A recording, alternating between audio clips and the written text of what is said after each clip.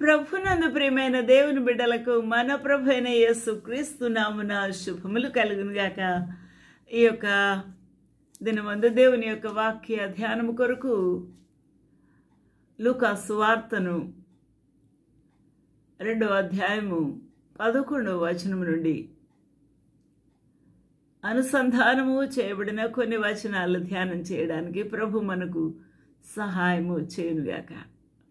ప్రభునందు ప్రియమైన వాళ్ళరా, ఈ యొక్క మంచి శుభదినాల్లో యేసు క్రీస్తు ప్రభు జననము జ్ఞాపకము చేసుకొనుట, స్మరణకు తెచ్చుకొనుట, ఆ సంతోషముని ఇతరులకు పంచుకొనుట, మనం ఇతరులతో ఆనందించుట అనేది గొప్ప సువార్త. ఈ గొప్ప ఆనందాన్ని మనము ఈ లోకంలో ఉన్న అనేకులకి పంచవలసిన వారంగా ఉన్నాం. అందువలనే ఈ యొక్క సువర్తమానమును గాబ్రియేలు దూత ద్వారా గొల్లలకు అందించబడింది. అందువలన లూకా సువార్త 2వ అధ్యాయము 8వ వచనములో కొందరు గొర్రెల కాపరులు పొలములో ఉండి రాత్రివేళ తమ మందను కాచుకొంచుండగా గాబ్రియేలు వర్తమానము ఈ లోకంలో ఏ రాజులకు కానీ, ఏ శాస్త్రవేత్తలకు కానీ, ఏ జ్ఞానులకు కానీ, ప్రముఖులకి ఎవరికి మొట్టమొదటిగా తెలియచేయలేదు. కానీ పొలములో ఉండి రాత్రివేళ తమ మందను కాచుకొనుచూ ఉన్న ఆ యొక్క గొర్రెల కాపరులకే ఈ యొక్క వర్తమానమును పంపించి ఉన్నాడు, అందించి ఉన్నాడు గాబ్రియేలు దూత. దేవునికి మహిమ కలుగునుగాక. ఇందులో ఉన్న గొప్ప ఈ యొక్క ప్రాముఖ్యత ఏంటి అనే విషయాలు మనము తెలుసుకున్నాం. అయితే ఈ గొర్రెల కాపరులు ఏటేటా బలి పశువులను యాజకుల వద్దకు తీసుకుని వెళ్ళి వారి పాప పరిహారార్థ బలులు అర్పించడానికి అనేక మంది ప్రజలు ఆ యొక్క పశువులను సిద్ధం చేసుకుంటూ ఉన్నారు. గొర్రెలు, మేకలు, పశువులు. అయితే వాటిని మేపుటకు, భద్రపరచుటకు, కావలి కాయుటకు కాపురులను పెట్టుకున్నారు. అందులో భాగంగానే ఈ కాపరులు కూడా రాత్రి మెలకుగా ఉండి కాపలా కాస్తూ ఉన్నారు. అయితే అవి పవిత్రంగా, ప్రతిష్టగా ఏర్పాటు చేయబడిన ఆ యొక్క పశువులై ఉండాలి. కాబట్టి అవి మగ ఆడ జాతి పశువులు ఒకటికి ఒకటి కలవకుండా వారు భద్రంగా చూస్తూ ఉన్నారు, భయంతో వణుకుతూ. ఈ పరిస్థితుల్లో దేవుడు వర్తమానము పంపిస్తూ ఉన్నాడు. నిజమైన పశువు లేక నిజమైన గొర్రెపిల్ల, లోక పాపములను మోసుకొని పోచిన దేవుని గొర్రెపిల్ల, ఆయన ఈరోజు పుట్టి ఉన్నాడు మీ కొరకు. దావీదు పట్టణమందు నేడు మీ కొరకు పుట్టి ఉన్నాడు. ఈయనే ప్రభు అయిన క్రీస్తు. కాబట్టి ఇక మీరు ఈ మందలు మేపుట, రాత్రంతా కాపలా కాయుట మానేయండి అని అసలైన పరిశుద్ధమైన, పవిత్రమైన ఆ గొర్రెపిల్ల మీ కొరకు దిగివచ్చి ఉన్నాడు పరలోకము నుండి అని వర్తమానమును ఆ యొక్క గాబ్రియేలు దూత గొర్రెల కాపరులకు తీసుకొని వచ్చి ఉన్నాడు. దేవునికి మహిమ కలుగునుగాక. నా ప్రియమైన వారలారా, ఈ యొక్క సత్యాన్ని గ్రహించినప్పుడు, ఎందుకనగా ఈ యొక్క బలి పశువు పవిత్రమై ఉండాలి, పరిశుద్ధమై ఉండాలి. ఆ యొక్క దేవుని యొక్క ఆలయములో మానవాళి కొరకు అర్పించవలసిన ఈ బలి పశువులన్నిటి ద్వారా ఒక్క పాపమైనా కూడా తుడిచివేయలేరు. అందువలన ఆయనే లోకమునకు రావలసి వచ్చింది. ఆయనే బలి పశువుగా, పరిశుద్ధుడుగా, పవిత్రుడుగా, మానవుని రక్తము అనగా దేవుని యొక్క స్వరూపమే రక్త మాంసములు కలవాడుగా ఆయన ఈ లోకమునకు అవతరించిన వేళ దేవునికి మహిమ కలుగునుగాక. ఆ రక్తము పరిశుద్ధమైన రక్తము, సర్వోన్నతుని రక్తము. ఆ సర్వోన్నతుని స్థలములలో దేవునికి మహిమ కలిగిన రక్తము ఇక్కడ శరీరధారిగా లోకమునకు వచ్చి ఉన్నాడు. కాబట్టి ఆ యొక్క రక్త ప్రోక్షణ కొరకు తెచ్చిన ప్రభు దావీదు పట్టణమందు పుట్టి ఉన్నాడు అనే గొప్ప సువర్తమానము. అందువలన ఇది లోకమందంతటికి అనగా ఈ యొక్క ప్రజలందరికీ అనగా ఈ లోకములు ఎవరున్నారండి? ప్రజలే ఉన్నారు, జంతువులు కూడా ఉన్నాయి. అయితే ప్రజలందరికీ, అన్ని జాతుల వారికి దేవుని యొక్క జన్మ ప్రజలందరికీ కలగబోచున్న మహాసంతోషకరమైన సువర్తమానము అయి ఉన్నది అని ఈ యొక్క గొర్రెల కాపరులకు ఈ యొక్క గాబ్రియేలు వర్తమానము అందింది. నా ప్రియమైన వార్లరా, ఈ యొక్క వర్తమానము అందిన వెంటనే ఆ యొక్క వర్తమానము చెప్పక మునుపు మిక్కిలి భయపడ్డారు. కానీ వర్తమానము చెప్పినప్పుడు జాగ్రత్తగా విన్నారు. విని వారు ఏం చేస్తున్నారండి? ఆ యొక్క ఆనవాలు ఏదైతే గాబ్రియేలు దూత చెప్పి ఉన్నాడు దానికి ఇదే మీకు ఆనవాలు. 12వ వచనం, ఒక శిశువు పొత్తిగుడ్డలతో చుట్టబడి ఒక తొట్టెలో పండుకొని ఉండుట మీరు చూచెదరు అని వారితో చెప్పాను. ఆ ఆనవాళ్ళు జాగ్రత్తగా విన్నారు, హృదయములో పెట్టుకున్నారు. వెంటనే ఆ యొక్క పరలోక సైన్య సమూహము ఆ దూతతో కూడా ఉండి దేవుని స్తోత్రగానము చేస్తూ ఉన్నారు. ఆ స్తోత్రగానము ఏమని? సర్వోన్నతమైన స్థలములలో దేవునికి మహిమ, ఆయనకిష్టులైన మనుషులకు భూమి మీద సమాధానము కలుగునుగాక అని స్తోత్రములు గాన ప్రతిగానము చేయుచూ ఉన్నారు. అందువల్ల ఇంత గొప్ప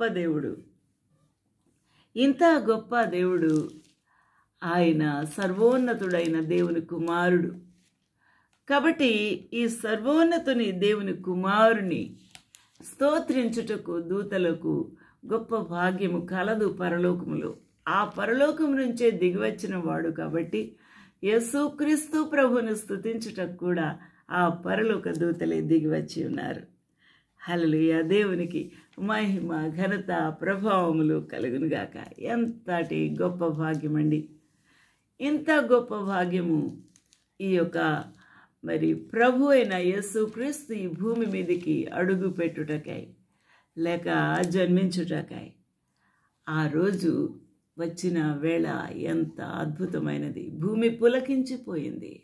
ఆ పశువులు ఎంతో ఆ సంతోషముతో చెవులు కన్నులు తెరుచుకొని ఆ జన్మను చూశారు.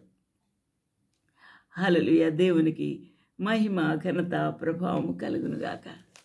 ఈ యొక్క శిశువు గూర్చి దేవుని యొక్క లేఖనాలు కొన్ని ప్రత్యేకమైన విషయాలు తెలియచేస్తూ ఉన్నాయి. ఈ యొక్క శిశువు ఆ యొక్క పశువుల శాలలో పుట్టి ఎక్కడా కూడా స్థలము లేనందున పశువుల తొట్టిలో పరుండబెట్టి ఉన్నారు కదా. అయితే ఆ యొక్క పరుండబెట్టిన ఆ యొక్క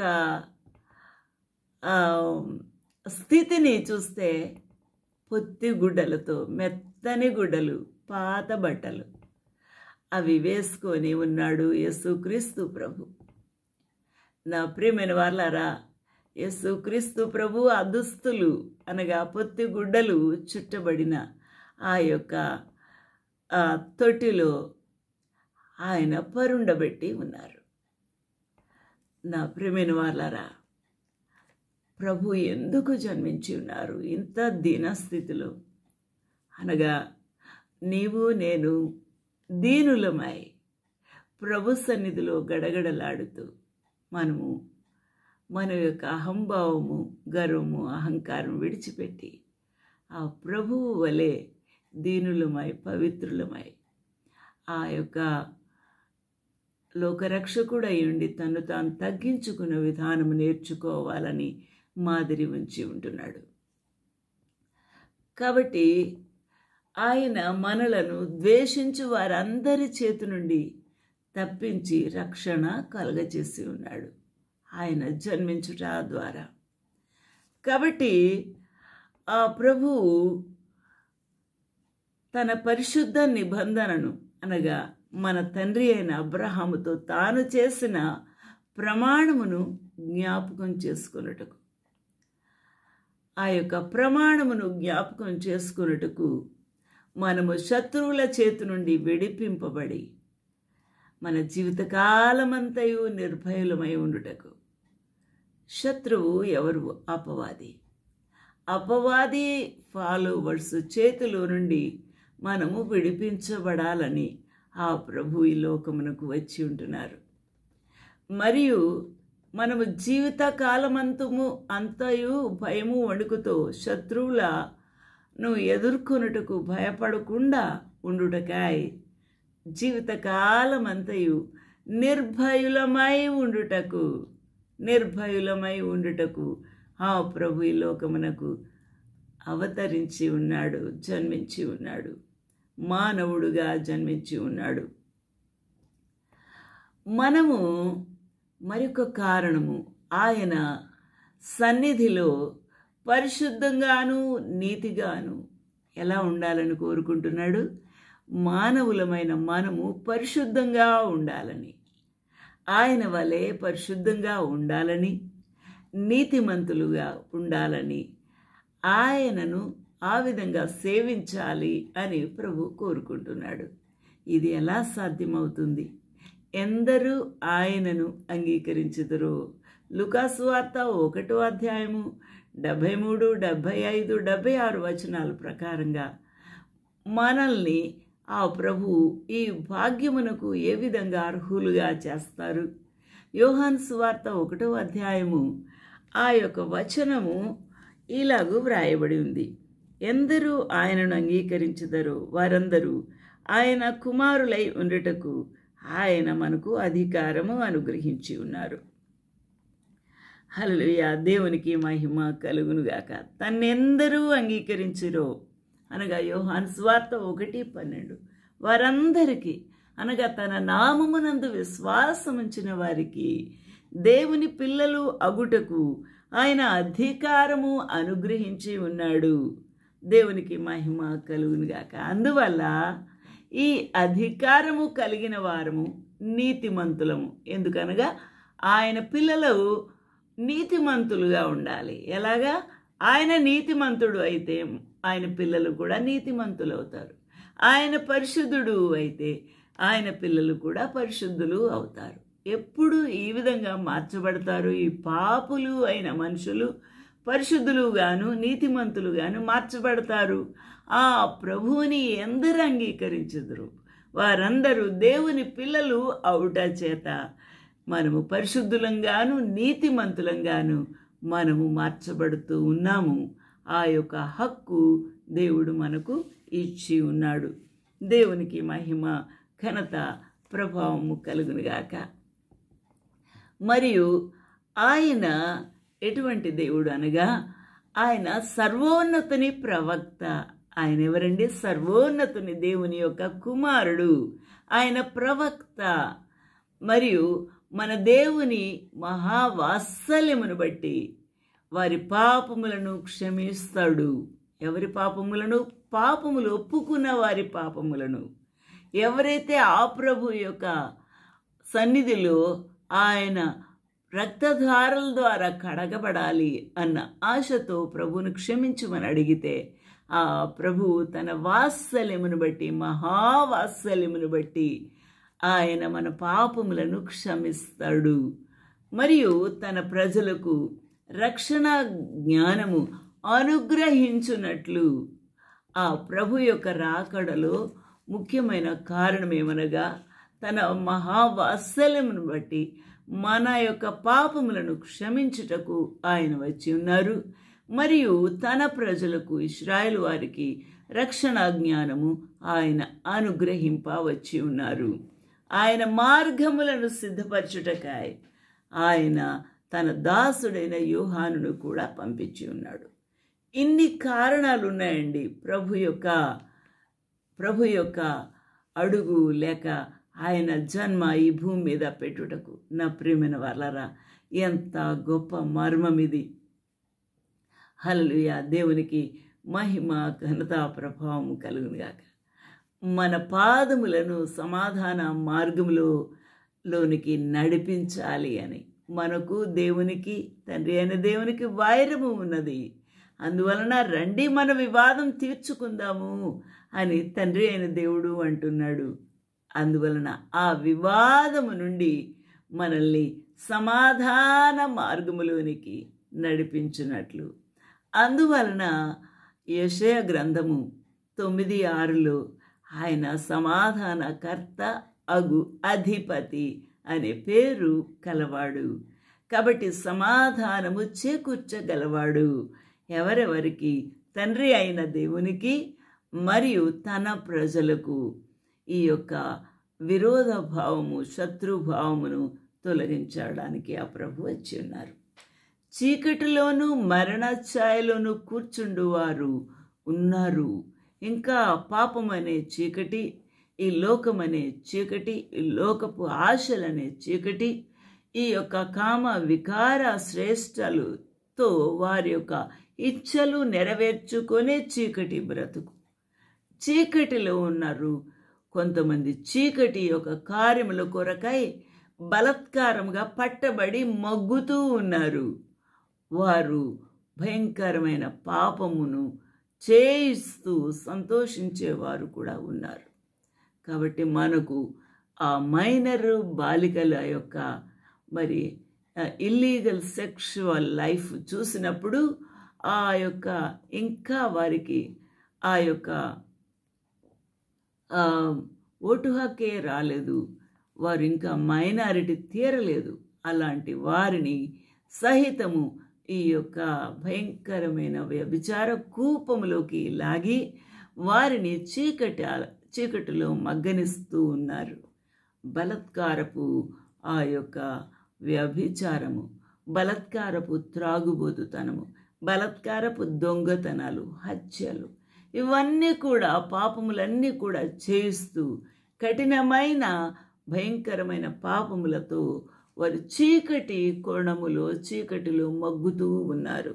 అందువలన అటువంటి వారు కాబట్టి చీకటిలోను మరణ ఛాయలోను కూర్చుండు వారికి వెలుగిచ్చుటకై, అట్టివారికి వెలిగించుటకై, అట్టివారిని విడిపించుటకై, అట్టివారికి ఉపశమనము కలగ చేయుటకై, అట్టివారికి విశ్రాంతి కలగ చేయుటకై. అందువలన ప్రయాసపడి భారం మోసుకుంటున్న వాళ్ళారా, నా యొద్దకు రండి, నేను మీకు విశ్రాంతిని ఇస్తాను అని ప్రభు చెప్తూ ఉన్నారు.